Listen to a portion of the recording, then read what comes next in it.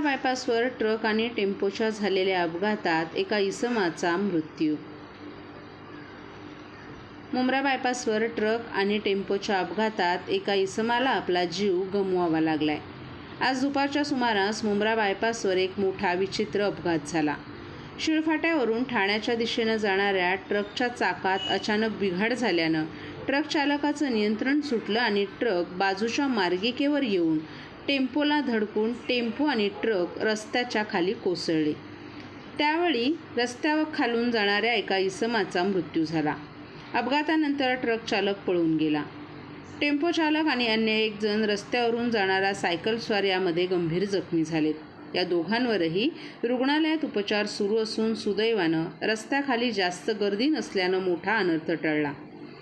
सध्या मुंब्रा बायपासवर ज्या ठिकाणी हा अपघात झाला होता त्या ठिकाणी बघ्यांची प्रचंड गर्दी झाली होती। या अपघाताबाबत पोलिसांनी अद्याप कोणतीही प्रतिक्रिया दिली नाही।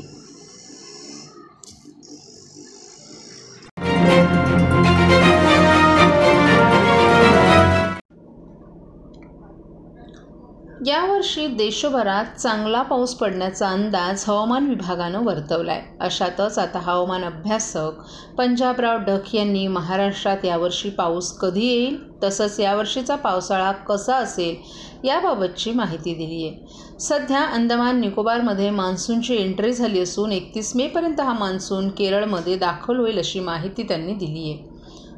तसंच भारतीय हवामानशास्त्र विभागानं दिलेल्या माहितीनुसार 9 ते 16 जून दरम्यान या मान्सूनचं आगमन महाराष्ट्रात होणार आहे। गेल्या वर्षी एल निनो सक्रिय झाला होता, त्यामुळे संपूर्ण भारतात खूप कमी प्रमाणात पाऊस झाला होता। मात्र यावर्षी एल निनोची स्थिती या आठवड्यामध्ये संपुष्टात आली असून येणाऱ्या 3 ते 5 आठवड्यांमध्ये एल निनोची स्थिती निर्माण होण्याची शक्यता आहे। त्यामुळे संपूर्ण भारतामध्ये यावर्षी चांगला पाऊस पडणार असल्याचं त्यांनी सांगितलं।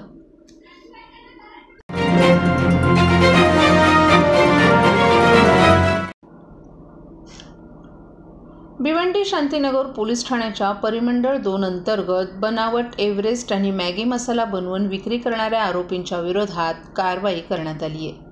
या कारवाईत भिवंडी शहरातील एव्हरेस्ट कंपनीचे सेल्समन सचिन काशीनाथ पासलकर राहणार बदलापूर यांनी दिलेल्या माहितीनुसार 2 इसम टाटा कंपनीचा एस टेम्पो क्रमांकमधून बनावट मसाला विक्री करण्यासाठी जब्बार कंपाऊंड शांतीनगर भिवंडी येथे येणार असल्याची खात्रीशीर माहिती पोलिसांना दिली होती।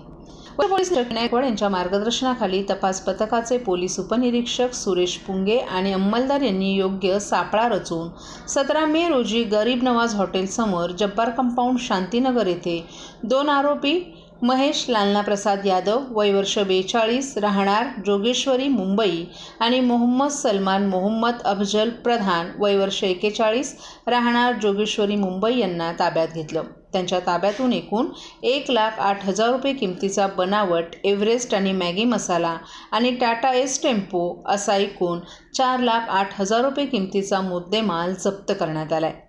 सचिन काशीनाथ पासलकर यांच्या तक्रारीवरून आरोपी महेश यादव आणि मोहम्मद सलमान यांच्या विरोधात कॉपीराईट कायद्याअंतर्गत आणि ट्रेडमार्क कायदा कलम अंतर्गत गुन्हा दाखल करण्यात आला आहे।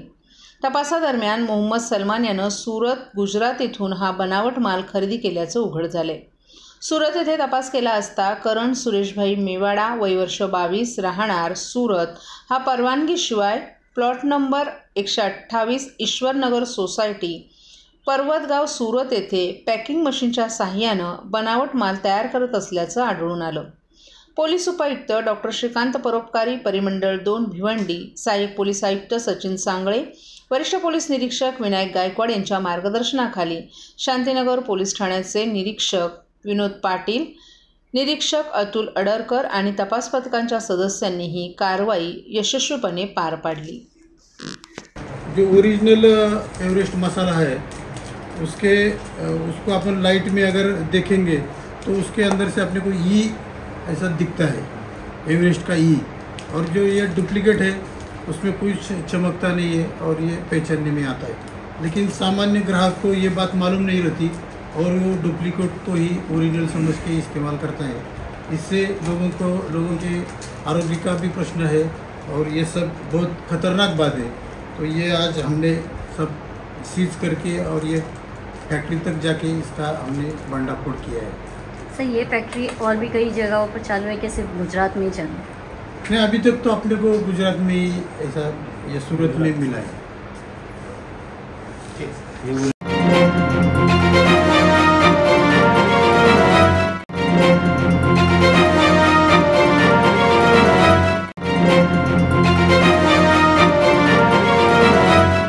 सर्व नागरिकांना आवाहन करण्यात येत आहे की सध्या डासांमार्फत पसरणाऱ्या डेंग्यू या आजाराचा प्रसार रोखण्यासाठी प्रत्येकाने पुढील प्रमाणे कार्यवाही करावी। डेंग्यू आजार एडिस इजिप्ती हा डास चावल्याने होतो। या डासांची पैदास साचलेल्या किंवा साचवलेल्या स्वच्छ पाण्यामध्ये होते। 8 दिवसांपेक्षा जास्त दिवस पाणी उघडे व साचून राहिल्यास त्यात डास अंडी घालतात। अंड्यांच्या अळ्या तयार होऊन पुढे डास तयार होतात। यासाठी आपल्या घरातील पाणी साठे उदाहरणार्थ बॅरल्स, पिंपे, टाक्या, हौद, रांजणे इत्यादी दर आठवड्याला रिकामे करून घासून पुसून कोरडे करून पुन्हा भरावे। 1 दिवस कोरडा दिवस म्हणून पाळावा। पाणी साठ्यांना घट्ट झाकणे बसवावीत किंवा जुनी साडी, चादर, धोतर यांनी बांधून झाकून ठेवावीत, म्हणजे डास त्यात जाऊन अंडी घालणार नाहीत। घराच्या गच्चीवर, आजूबाजूला, अंगणात कोठेही पाणी साचू देऊ नये। भंगार सामान उघड्यावर टाकू नये, उदाहरणार्थ टायर्स, प्लास्टिक सामान, कुंड्या, टाकाऊ वस्तू इत्यादी। अशा सामानात पावसाचे पाणी साठून त्यात डेंग्यूच्या डासांची पैदास होते। घरातील कूलर्स, फ्रीजच्या पाठीमागील ट्रे हे देखील वेळोवेळी कोरडे करावेत। लक्षात ठेवा, नुसत्या फवारणीने डास घनता कमी होत नाही, तर त्यासाठी डास पैदास ठिकाणे नष्ट करणे ही आपल्या सर्वांची जबाबदारी आहे। कोणताही ताप अंगावर न काढता जवळच्या शासकीय रुग्णालयात मोफत औषधोपचार घ्या। अशा प्रकारे नागरिकांनी सहकार्य केल्यास डेंग्यूचा प्रसार रोखणे सहज शक्य आहे।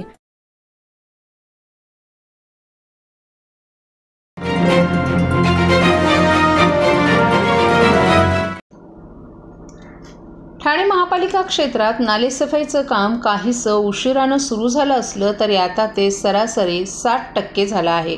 हे काम वेगानं सुरू असून 31 मेपर्यंत सगळं काम पूर्ण होईल असा विश्वास ठाणे महापालिकेचे आयुक्त सौरभ राव यांनी व्यक्त केला आहे। दरम्यान मुंब्रा प्रभाग समिती क्षेत्रात नालेसफाईचं काम करणाऱ्या कंत्राटदाराला 5 जूनपर्यंत काम पूर्ण करण्याचं लक्ष देण्यात आल्याची माहिती आयुक्त राव यांनी दिली आहे। आज महापालिका आयुक्त राव यांनी नालेसफाईच्या कामाची प्रत्यक्ष पाहणी केली। प्रथम कळवा येथील महात्मा फुले नगर येथील नाल्यातील गाळ काढण्याच्या कामाचा त्यांनी आढावा घेतला। रस्त्यावर आलेला गाळ लवकर हटवून रस्ता पूर्णपणे वाहतुकीसाठी मोकळा करण्याच्या सूचना त्यांनी यावेळी दिल्या। वस्तीमधील नाल्यात टाकला जाणारा कचरा रोखण्यासाठी या नाल्यांवर जाळ्या बसवण्यात याव्यात। त्यात साठणारा कचरा नियमितपणे उचलला जावा, म्हणजे नाल्यात वारंवार पडणारा कचरा साठवून पावसाळ्यापूर्वी होणारी कसरत आणि कोट्यावधींचा खर्च कमी होईल, त्या दृष्टीनं पावले उचलण्याचे निर्देशही आयुक्त राव यांनी दिले आहेत। नाल्यात कचरा टाकू नये यासाठी मोठ्या प्रमाणावर जनजागृती करण्यात यावी। तसंच स्थानिक स्वयंसेवी संस्था, महिला बचत गट आणि युवक यांची मदत घ्यावी असं आयुक्त राव यांनी सांगितलं। त्यानंतर उथळसर प्रभाग समितीतील ऋतुपार्क येथील नालेसफाईचं काम याचीही आयुक्तांनी पाहणी केली। वर्तकनगर प्रभाग समितीतील कापूरबावडी नाला, थिराणी नाला, वागळे स्टेटमधील आनंद इंडस्ट्रीज येथील नाला, नौपाडा प्रभाग समितीतील सुपरमॅक्स कंपनी लगतचा नाला, तर परबवाडी येथील नाला येथेही आयुक्त राव यांनी पाहणी केली। यावेळी अतिरिक्त आयुक्त प्रशांत रोडे, उपायुक्त मनीष जोशी, आरोग्य अधिकारी डॉक्टर राणी शिंदे, स्थानिक कार्यकारी अभियंता आदीही उपस्थित होते। पावसाळा दाखल होण्याची शक्यता लक्षात घेऊन नालेसफाईचं काम आणखीन जलद करावं, तसंच नाले, गटारे यातून काढलेला गाळ तातडीनं उचलावा याचाही आयुक्त राव यांनी पुनरुच्चार केला।